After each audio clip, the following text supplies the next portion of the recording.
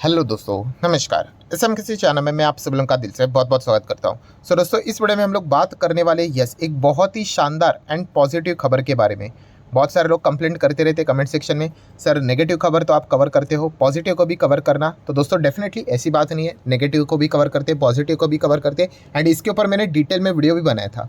कौन सा डिटेल में वीडियो बनाया था? जैसे मैंने आपको कहा था कि अगर आप शेयर मार्केट में कदम रख रहे हो तो इस चीज़ की आदत डाल दो कि आपको नेगेटिव खबरें ज़्यादा सुनने को और देखने को मिलेगी। ठीक है। एंड पॉजिटिव खबरें बहुत ही रेयरली हम लोग को देखने को मिल जाती है। ठीक है। बट यस, जो पॉजिटिव खबरें होते हैं ना, उसका इम्पैक्ट इन सभी नेगेटिव खबरों के ऊपर बहुत भारी रहता है। इसीलिए तो मार्केट हम लोग देखते हैं दोस्तों, लेफ्ट टू राइट हमें ऊपर ही जाते हुए देखने को यहाँ पे मिल जाता है। एंड ये नेगेटिव खबरें, जैसे मैंने कहा, इसकी फ्रीक्वेंसी ज़्यादा रहती है, तो आज आता है, कल आता है, परसों आता है, ये चलता रहता है। बट एक बात हमेशा याद रखना, पॉजिटिव खबरें इतनी ज़बरदस्त होती है कि कितना भी मार्केट में यहाँ पे गिरावट हो जाए, यस, रिकवरी बहुत ही शार्प हम लोग को देखने को यहाँ पे मिल जाती है। सो अगर हम लोग यहाँ पे बात करें दोस्तों कि ये जो खबर है वो हमारे भारत देश से रिलेटेड ही है। एंड बहुत ही शानदार खबर हम लोग को देखने को यहाँ पे मिल रही है। एंड इसका फ़ायदा हमारे निफ्टी 50 को भी लॉन्ग टर्म में, अगेन मैं साफ शब्दों में यहाँ पे लिख रहा हूँ दोस्तों, ये देखो, ये ऐसा लिखना क्यों पड़ता है? क्योंकि जो बिगनर होते हैं वो क्या करते हैं ना, कल जाके देखेंगे कि क्या हो रहा है। अरे भाई, कल 19 से 20 हज़ार हुआ कि नहीं, 25 हज़ार हुआ कि नहीं। भाई कल कुछ नहीं होता है, ये मैं मल्टीपल टाइम आपको बोल चुका हूँ। जितने भी बड़े बदलाव होते हैं ना दोस्तों, वो लॉन्ग टर्म में होते हैं। जैसे कि मैंने एक एग्जांपल भी दिया था, 5 दिन का चार्ट पैटर्न देखो, महीने भर का चार्ट पैटर्न देखो, 6 महीने का देखो, इतना कुछ खास नहीं। 5 साल का देखो, है कि नहीं, बड़ा लॉन्ग टर्म में है कि नहीं, ऊपर गया हुआ। ठीक है। मैक्सिमम चार्ट पैटर्न देखो, लॉन्ग टर्म में गया है कि नहीं ऊपर। तो ये जितनी भी खबरें होती है ना दोस्तों, जो पॉजिटिव खबरें होती है, ये हमेशा लॉन्ग टर्म के लिए होती है। एंड ये जो नेगेटिव खबरें होती है ना, ये शॉर्ट टर्म के लिए होती है। ये डिस्टर्बेंस चलता रहता है, चाइना की ओर से वायरस आएगा, इसराइल से रिलेटेड वॉर चल रहा है, रशिया यूक्रेन से रिलेटेड वॉर चल रहा है, चाइना ताइवान से रिलेटेड कोई खबर आ जाएगी, इन्फ्लेशन का डेटा ऐसा आ गया, ये चलता रहेगा दोस्तों। ठीक है। रोज़ मार्केट अगर ऊपर जाता ना तो बच्चे बच्चे मार्केट में रहते। क्यों नहीं वो टिक पाते हैं? क्योंकि वो नेगेटिव एंड पॉजिटिव खबरों का समीकरण नहीं समझ पाते। मैं इसके ऊपर ऑलरेडी डिटेल वीडियो बना चुका हूँ फ्री स्टॉक मार्केट क्लासेस के ऊपर। अभी चाहो तो आप उस वीडियो को देख सकते हो, अगर मुझे उसका लिंक मिला नीचे डिस्क्रिप्शन बॉक्स में या फिर ऊपर आई बटन पे दे दूंगा, उसको देखो दोस्तों। वो अगर वीडियो अगर आपको समझ में नहीं आया तो फिर आप शेयर मार्केट में टिकना आपका मुश्किल हो जाएगा। आप कंफ्यूज हो जाओगे कि एक बार पॉजिटिव खबरें की बात होती है, बाद में नेगेटिव खबरें की बात होती है। तो दोस्तों मार्केट ऐसा ही चलता है। अगर क्रूड ऑयल अगर यहाँ पे महंगा हो गया तो वापस उसको नेगेटिवली ही देखा जाएगा। इसका अर्थ क्या होता है कि मार्केट टेम्पररीली 19,800 से हम कहेंगे कि 19,700 आ सकता है, 500 आ सकता है। ठीक है। इसका अर्थ ये नहीं कि वो जीरो हो जाएगा करके। तो ये बेसिक चीज़ों को समझो। मैक्सिमम लोग इन चीज़ों को समझने की कोशिश ही नहीं करते हैं। ठीक है। एंड बाद में वो मतलब कंफ्यूज हो जाते हैं कि ऐसा क्या है, एक बार पॉजिटिव नेगेटिव। तो इन चीज़ों को अच्छे से समझो। सो जो भी पॉजिटिव खबरें आती है ना दोस्तों, ये हमेशा लॉन्ग टर्म के हिसाब से कंसिडर की जाती है। ठीक है। ये बताती है कि कैसा मार्केट 20, 25, 30, 40, 50, 60, 70 जाएगा भविष्य में। ठीक है।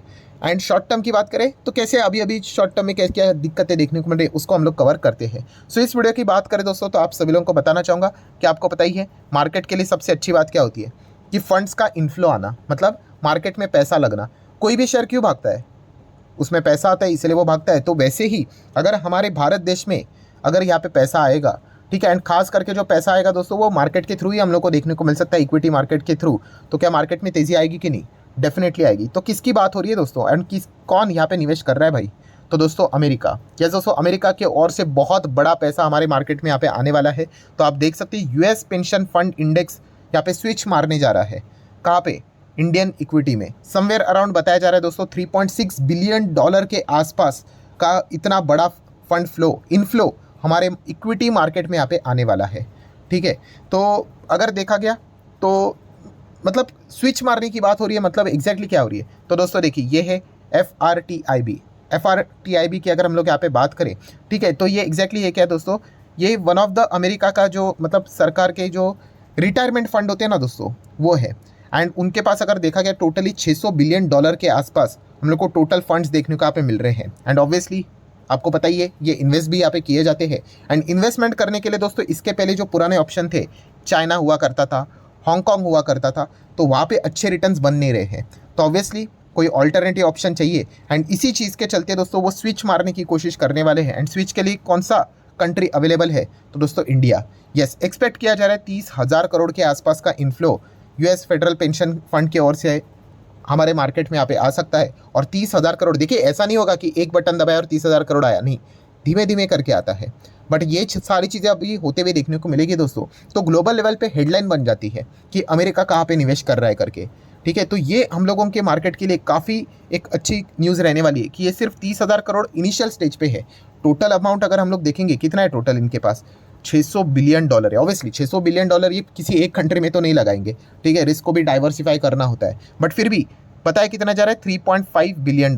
ये तो काफ़ी कम है 600 के हिसाब से। तो आएगा धीमे धीमे करके हम लोग को रिटर्न से, आप मतलब रिटर्न ज़्यादा इनको जनरेट करने, क्योंकि ओवरऑल देखा गया अगर आप ये सवाल पूछोगे कि भाई इंडिया हमारे मार्केट में क्यों लगा रहे, चाइना है ना, जाओ दूसरी जगह पे पैसा लगाओ करके। तो जैसे मैंने कहा कि रिटर्न्स चाहिए, और अच्छे रिटर्न्स के लिए अगर देखा गया दोस्तों, तो सबसे बेस्ट अगर कोई चीज़ होती है तो दोस्तों वो होती है growing economy, growing market, emerging market. And फिलहाल अगर दुनिया में अगर देखा गया, growing economy, growing market, developing nation आपको बहुत मिलेंगे। बट रिटर्न के साथ साथ सेफ्टी भी देखी जाती है। ऐसा नहीं होना चाहिए कि आप किसी कंट्री में जाओ जो कि आपको हमारे से भी ज़्यादा ग्रोथ जनरेट करके दे देगी, बट कल अगर कुछ 19-20 हुआ तो आपका पैसा ब्लॉक हो सकता है। तो इसीलिए दोस्तों यहाँ पे ज़्यादा लालच नहीं, अगर आपको सेफ्टी के साथ साथ रिटर्न चाहिए, रिटर्न्स के साथ सेफ्टी चाहिए, तो हमारे भारत देश के अलावा और कोई भी देश आपको दुनिया में देखने को नहीं मिलेगा। और ये ऐसी उड़ती बातें नहीं, आप चेक भी कर सकते हो। दुनिया के 5 टॉप इकोनॉमीज भी अगर हम लोग यहाँ पे देखें तो ये develop nation, develop develop develop and India की बात करें हम डेवलपिंग है, मतलब इमर्जिंग मार्केट है। और क्या चाहिए, आप दुनिया की 5वीं बड़ी अर्थव्यवस्था की अगर हम लोग टॉप 5 कंट्रीज में देखा गया तो एक डेवलपिंग नेशन है। एंड डेवलपिंग नेशन में अगर देखा गया दोस्तों तो ग्रोथ के अपॉर्चुनिटीज़ ज़बरदस्त होते हैं। बाकी जितने भी देश है ये इतने ज़्यादा ग्रो नहीं करेंगे, अभी ये लार्ज कैप बन चुके हैं, आप ऐसा बोल सकते हो। अगर हम हमारे शेयर मार्केट के ज़बान में बात करें तो ये जो 4 आपको देखने को मिले ना, यस ये लार्ज कैप कंपनी, आप ऐसे बोलो। हमारा जो भारत देश है ना, ये स्मॉल कैप या फिर मिड कैप टाइप का स्टॉक है। हाँ, मतलब कमाल के रिटर्न्स यहाँ पे बनने के चांसेस है। एंड इसीलिए दोस्तों यहाँ पे अगर देखा गया तो इंडिया के और यहाँ पे निवेश के लिए अच्छा खासा फोकस यहाँ पे रखा जा रहा है। देन अगर देखा गया दोस्तों तो आप सभी लोगों को पता ही है, हाल ही में हम लोगों ने कुछ चीज़ों को कवर भी किया था कि कनाडा का पेंशन प्लान वो भी हमारे मार्केट में इन्वेस्टेड है। लगभग 2.25 करोड़ मतलब $21 बिलियन के आसपास उन्होंने इन्वेस्टमेंट करके रखा हुआ है, बड़ी बड़ी कंपनीज में निवेश करके रखा हुआ है। ठीक है, बीच में वो जो कॉन्फ्लिक्ट हुआ था ना, हर कोई यही चेक कर रहा था कि कैनेडियन पेंशन प्लान तो अपना अमाउंट निकालेगा तो नहीं निकालेगा, तो इतना बड़ा निकालेगा, मतलब बहुत ही दिक्कत हो सकती है। बट ऐसा कुछ हुआ नहीं, बिकॉज देखा गया तो ग्रोइंग इकोनॉमी में ही आपको अच्छे रिटर्न्स मिलते हैं। ठीक है, आपके पास ऑल्टरनेटिव ऑप्शन अवेलेबल नहीं है। पहले लोग चाइना की ओर जाते थे एंड चाइना भी बहुत ही बुरी तरीके से स्टक होते हुए देखने को यहाँ पे मिल चुका है। तो इसीलिए अगर देखा गया तो इंडिया का ही ऑप्शन कमाल का देखने को यहाँ पे मिल रहा है। एंड देन दोस्तों जैसे मैंने आप लोगों को कहा कि ये जो फंड्स है जितने भी अगर आप देखोगे ये किस टाइप के फंड्स है, चाहे हम कनाडा की बात करें, कैनेडियन पेंशन की बात करें, या फिर अमेरिका की बात करें, थोड़ा सा पीछे आना चाहूँगा तो आप देख सकते हैं, ये देखिए क्या लिखा हुआ है, यस पेंशन फंड। ठीक है, ये सरकारी फंड्स हम लोग को देखने को मिल रहे हैं, बट ये पेंशन से जुड़े हुए हैं। तो देखा गया दोस्तों तो यहाँ पे सेफ्टी को भी ज़्यादा प्रेफरेंस दिया जाता है। ठीक है, ऐसा नहीं कि आप किधर भी इस फंड को यहाँ पे लगा सकते हो करके। तो मैक्सिमम जो एक्सपोजर रहेगा दोस्तों वो सेफ असेट क्लास में रहेगा। एंड अगर हम लोग इक्विटी में अगर सेफ असेट क्लास की बात करें तो वो रहते हैं लार्ज कैप स्टॉक्स, या फिर आप चाहो तो थोड़ा ज़्यादा रिटर्न चाहते हो तो बड़े साइज़ के मिड कैप वाली कंपनियां। बाकी स्मॉल कैप, माइक्रो कैप, वहाँ पे तो इतना बड़ा मतलब जाएगा तो छोटा मोटा पैसा जा सकता है, ऐसी बात नहीं है, कुछ एक्सपोजर जरूर जाएगा, बट मैक्सिमम पोर्शन अगर जाएगा तो लार्ज कैप स्टॉक्स में हम लोग को जाते हुए देखने को मिलेगा। एंड अल्टीमेटली लार्ज कैप कंपनियाँ कहाँ पर होती है, निफ्टी 50 में ही तो हम लोग को देखने को मिल जाती है। तो इसीलिए दोस्तों यहाँ पे यही आप अनुमान लगा सकते हो कि निफ्टी 50 वाली जो कंपनियाँ है दोस्तों, इनमें हम लोगों को ये जो बड़ा अमाउंट है, कितना, लगभग 30,000 करोड़ के आसपास। ठीक है, इसमें आप चाहो तो ऐसा भी पकड़ लो कि चलो 25,000 करोड़ ये बड़े कंपनीज में लगते हुए देखने को मिल सकता है, निफ्टी 50 में यहाँ पे लगते हुए देखने को मिल सकता है। एंड अगर इतना अमाउंट अगर निफ्टी 50 में लगा तो आप अंदाज़ा लगा सकते हो कि हमारे मार्केट की जो ऑलरेडी तेज़ी है वो और कितनी तेज़ यहाँ पे हो सकती है। एंड जैसे मैंने कहा ये कोई एंड नहीं है, ये तो जस्ट एक बिगिनिंग है।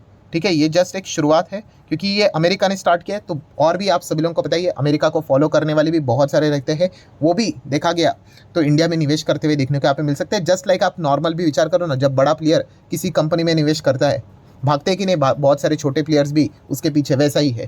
तो अमेरिका निवेश कहीं पे करने अगर जाएगा तो हेडलाइन भी हम लोग को बनती हुई देखने को यहाँ पे मिल जाती है। एंड इसी चीज़ के चलते इमर्जिंग मार्केट में अगर कोई बेस्ट ऑल्टरनेटिव ऑप्शन अगर कोई अवेलेबल है तो दोस्तों वो सिर्फ और सिर्फ हमारा भारत देश ही देखने को यहाँ पे मिल रहा है। तो लॉन्ग टर्म में अगर देखा गया तो काफ़ी अच्छे खासा रिटर्न्स भी हमारे बाजार में बनते हुए देखने को मिलेंगे। मैं रिपीट कर रहा हूँ, बहुत बार आप लोगों को बोल चुका हूँ कि लॉन्ग टर्म की मैं यहाँ पे बात कर रहा हूँ, शॉर्ट टर्म की नहीं। शॉर्ट टर्म मतलब क्या कि कल परसों हो सकता है, कल परसों थोड़ा सा मार्केट इधर उधर हो जाए, इलेक्शन के रिजल्ट के चलते इधर उधर हो जाए, बट इसका अर्थ ये नहीं कि मार्केट दी एंड हो गया करके। ठीक है, कोरोना नहीं कुछ उखाड़ पाया, 2008 कुछ नहीं उखाड़ पाया, तो मार्केट को वैसे भी क्या होने वाला है, कुछ भी नहीं होने वाला है। ये अगर आपको फॉर्मूला दिमाग में बैठ गया ना आपके, तो आपको कोई मार्केट से निकाल नहीं सकता। ठीक है, ये चीज़ हम लोग को पता होनी चाहिए। हर किसी को पता है मार्केट 19 का 20 भी होने वाला है, 25 होने वाला है, 30 होने वाला है। मैं ये नहीं कह रहा हूँ कि कल होगा करके, टाइम लगेगा, बट येस डेफिनेटली यहाँ पे होगा, ये हर किसी को पता है। आज तो हम 5वें नंबर की इकोनॉमी है, 3रे नंबर पे तो आने वाले 5 साल के अंदर अंदर तो हम लोग वो टारगेट तो अचीव यहाँ पे कर ही लेंगे। तो इसी चीज़ के चलते दोस्तों बहुत अच्छा खासा इन्फ्लो हमारे मार्केट में यहाँ पे लगेगा। ये पॉइंट आपको पता होना चाहिए। लॉन्ग टर्म के हिसाब से लगेगा, ये भी पॉइंट आपको पता होना चाहिए। ऐसा नहीं कि ये जो पैसा लगाते आज लगाते कल निकालते, नहीं। ठीक है, तो FIS का वो खेल चलता रहेगा, बट जब ये बड़े निवेशक यहाँ पे आते हैं, ये सालों साल के लिए निवेश करने के लिए यहाँ पे आते हैं, तो ये पॉइंट भी आप लोगों को पता है यहाँ पे होना चाहिए। तो डेफिनेटली ओवरऑल कंक्लूजन क्या निकलता है? कंक्लूजन यही निकलता है कि अगर आप शेयर मार्केट में इन्वेस्टर हो, लॉन्ग टर्म इन्वेस्टर हो, एंड अगर आपके पास अच्छे क्वालिटी कंपनियाँ हैं पोर्टफोलियो में, तो बने रहिए। ठीक है, अगर आप बने रहोगे तो आपका बड़ा पैसा बनेगा। ठीक है, ऐसा होगा 30-40% के रिटर्न्स नजर आएंगे, नीचे आएगा 20% आएगा, 19% आएगा, ऐसा लगेगा कि क्यों होल्ड किया, बेचना चाहिए था करके, ये होता है करके। बट अल्टीमेटली अगर आपको बड़ा पैसा यहाँ पे कमाना है दोस्तों, तो बने रहने में ही समझदारी होती है। बिकॉज कभी कभी ऐसा भी होगा कि 30-40% के रिटर्न्स नजर आएंगे, थोड़ा सा नीचे आएगा, 20% आप निकाल दोगे और बाद में सीधा वो रिटर्न्स 70-80 तक चले जाएंगे। ठीक है, ये होता है ऐसा। इसलिए तो इतने बड़े प्लेयर्स भी आपने देखे होंगे, वो ये वॉलेटिलिटी के साथ चलते रहते। ठीक है, ऐसा नहीं प्लस माइनस नहीं करते रहते। तो ये पॉइंट भी आपको समझ में यहाँ पे आना चाहिए। सो ठीक है दोस्तों, जितने भी इंपॉर्टेंट पॉइंट्स थे सारे मैंने कवर कर लिए। वीडियो अच्छा लगा होगा तो चाहो तो आप इसको लाइक एंड शेयर कर सकते हो। तो मिलते हैं अगले वीडियो में, तब तक के लिए बाय बाय।